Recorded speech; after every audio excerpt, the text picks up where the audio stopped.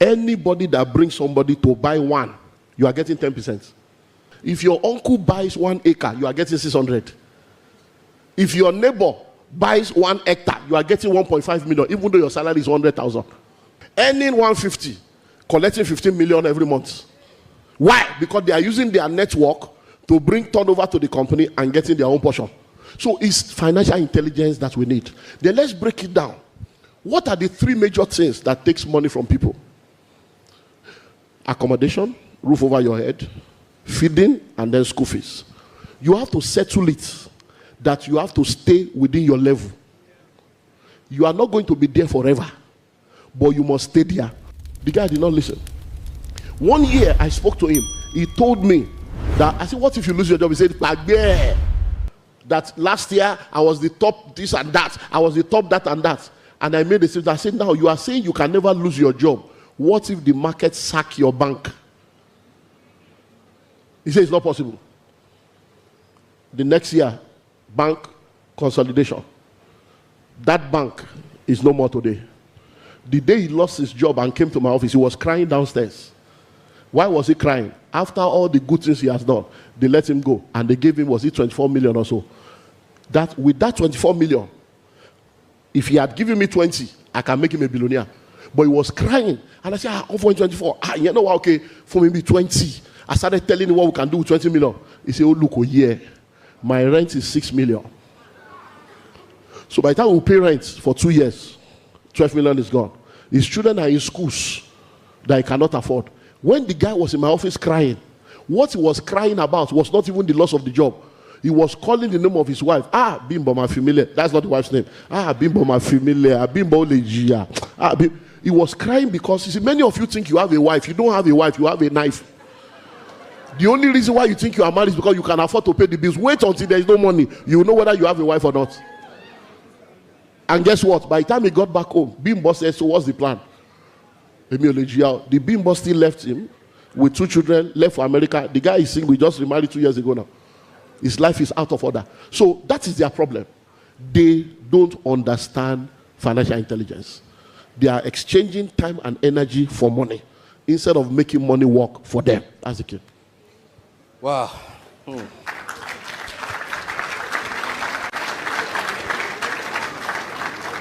I also want us to take a cursory look at something. Let's imagine in a country like Nigeria, somebody earning around, say, 250, 300, that band. There's a tendency, or maybe it's a cultural wiring that makes you feel that you don't have much to put aside. And there are legitimate, like our pastor would say, there are so many legitimacies in our lives that make us make wrong decisions.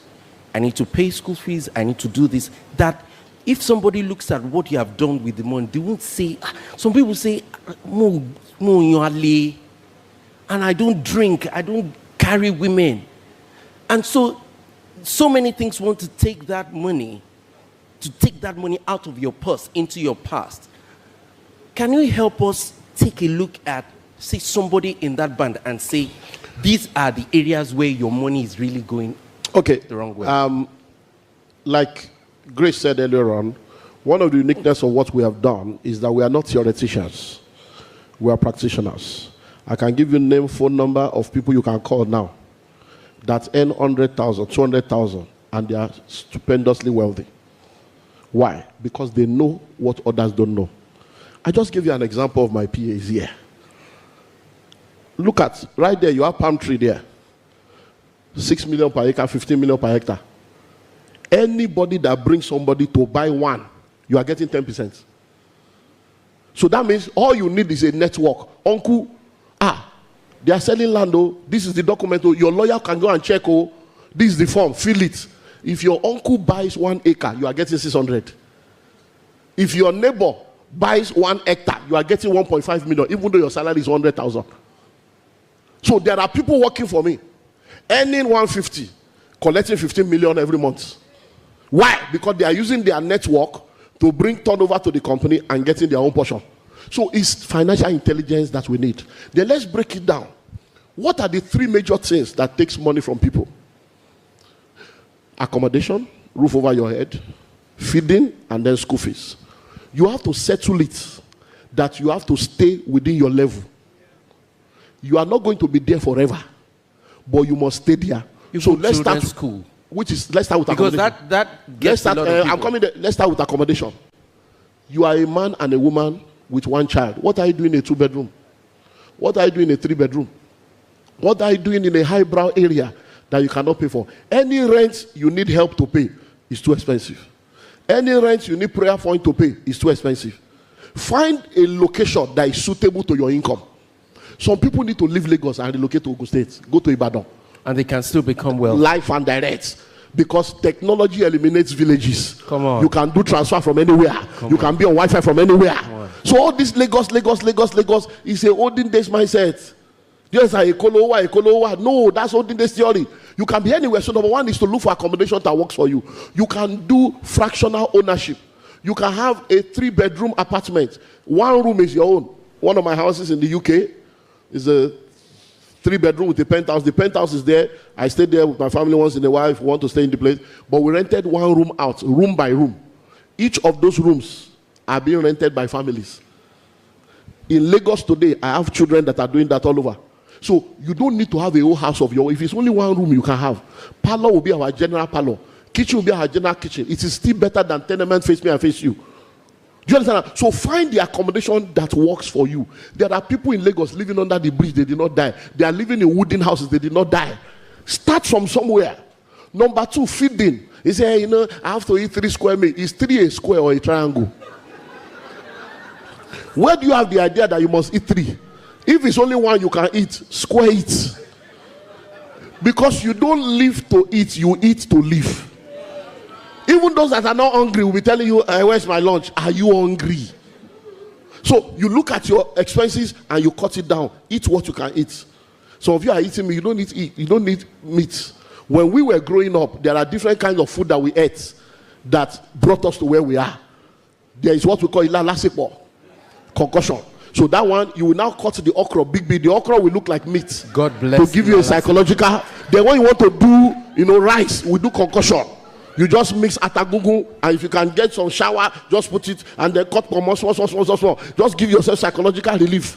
And then you can do konkere. You get beans. One for me, see. You let the water of the beans be more. You now put garri inside. It will now soak it.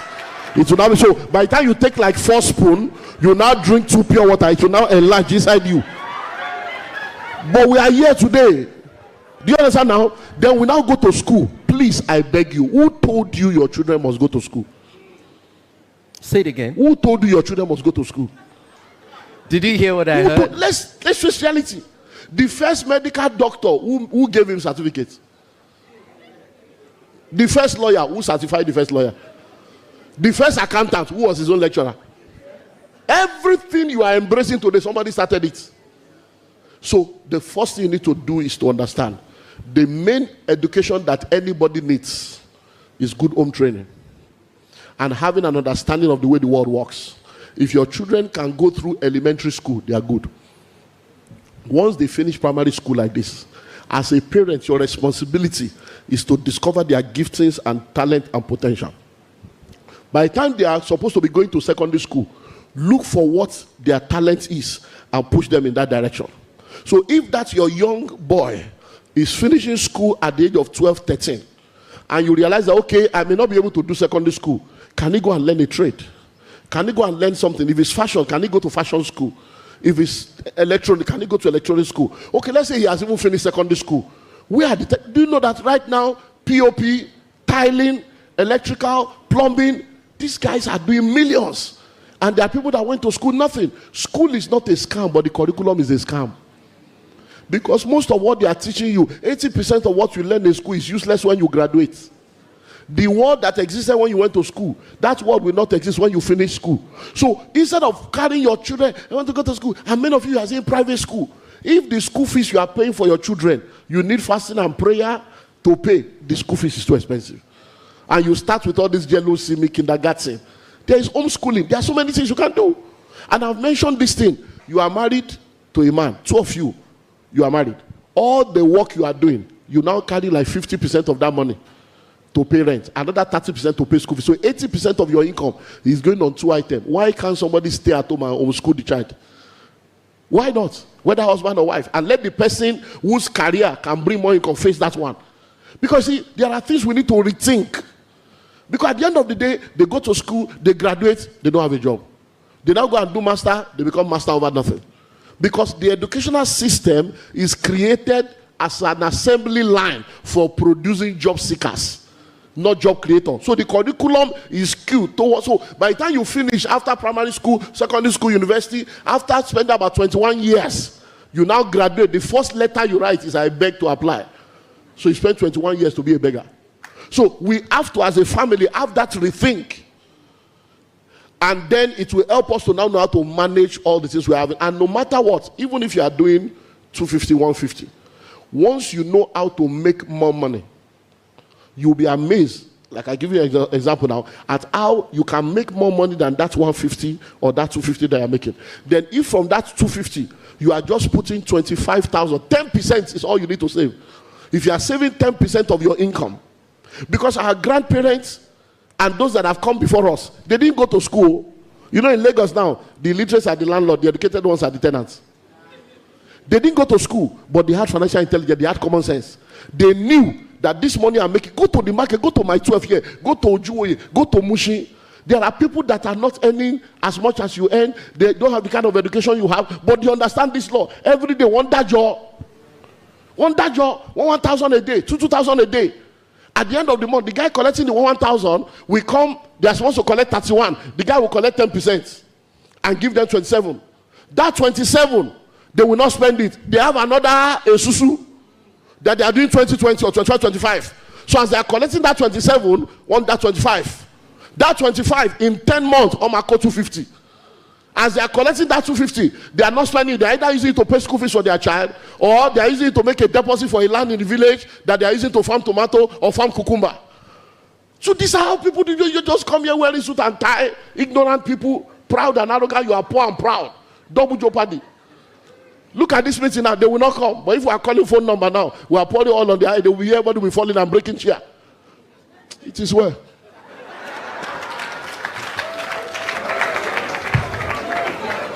Wow.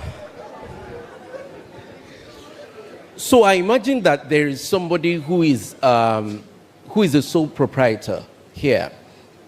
And I mean, they've been bootstrapping on their business. But they can't wrap their head around the concept of somebody else bringing money and then taking part of it. I think it's a cultural thing. There seems to be a mental blockade around that. How can you help us divorce ourselves from wanting to own it all? Okay, and then you know, Lalukwa and Sons, Ikechukwu and Sons, is a mindset. And that's why, like I said earlier on, you need mentors. Sometimes you just need somebody to help you see clearly. You just need somebody to help you see better. And I think data helps when people see statistics and data. So I would advise everybody right now, once you leave here, go and do a research. How much of the platform Amazon does Jeff Bezos has? When you check Amazon and you check Jeff Bezos, you see that he owns less than 20%. How much of Facebook does Mark has? Less than 20%. How much of Microsoft does Bill Gates have? Less than 20%. By the time you see all these multi-billionaires that are founders, founder does not mean owner. They are founders, but they have sold 50%, 70% of what they own to other people. And the 10, 20% they have is in billions.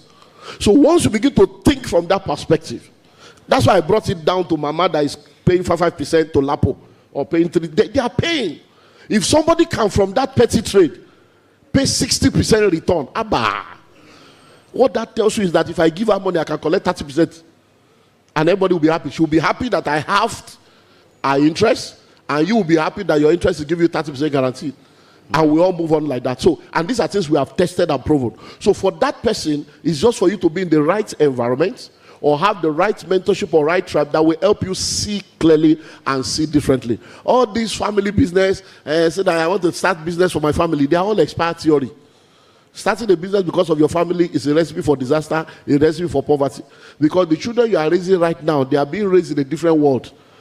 I can tell you, I have a lot of billionaire friends now. Hospital for sale, chamber for sale, university for sale, school for sale, fuel station for sale, properties for sale, farm for sale. The children are not coming anywhere.